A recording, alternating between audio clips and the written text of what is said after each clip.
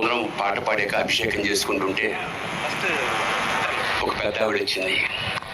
తెల్లటి విభూది, తెల్లటి జుట్టు, వయసు ఒక 70 ఏళ్ళు ఉంటుంది. ఆవిడ అభిషేకం చేస్తూ ఈ జన్మకి ఇంతేరా మల్లన్న అంది. అంటూ ఆవిడ కన్నీటి బొట్టుని శివలింగం మీద జారవిడిచింది. అంటే ఒక విధమైన ఉద్వేగంతో స్టన్ అయిపోయింది. నేను ఎన్ని క్షీరాభిషేకాలు చేస్తే ఇంత పుణ్యం దక్కుతుంది. కన్నీళ్లతో స్వామిని అభిషేకించి ఈ జన్మకి ఇంతేరా మల్లన్న అంది. మల్లికార్జున స్వామిని మల్లన్న అని చాలా ప్రేమగా పిలుచుకుంటారు. ఈ జన్మకి ఇంతేరా అంటే శ్రీశైల శిఖరం దృష్ట్యా పునర్జన్మ నవిద్యతే.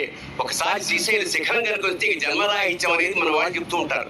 అలాంటిది ఈవిడ ఈ జన్మకి ఇంతే అంటుంది. చాలంటోంది ఏమిటి అంటే ఇదే లాస్ట్ టైమా లేదా ఇదే ఫస్ట్ టైమా నాకు అర్థం కాలేదు.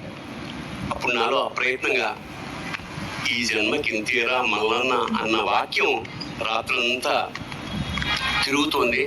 అప్పుడు పుట్టిన పాట ఈ జన్మకి ఇంతేరా మల్లనా,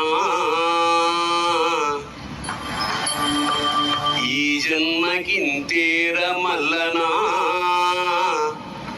ఇంకో జన్మ నాకీ మల్లనా,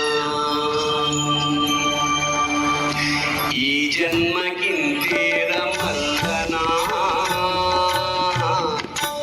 ఇంకో జన్మ నాకీ మల్లనా.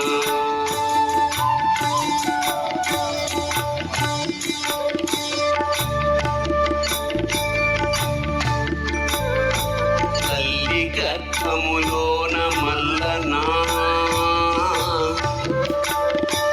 తల్లి గర్భములోన మల్లనా, నా గుండె సప్పుడు నీ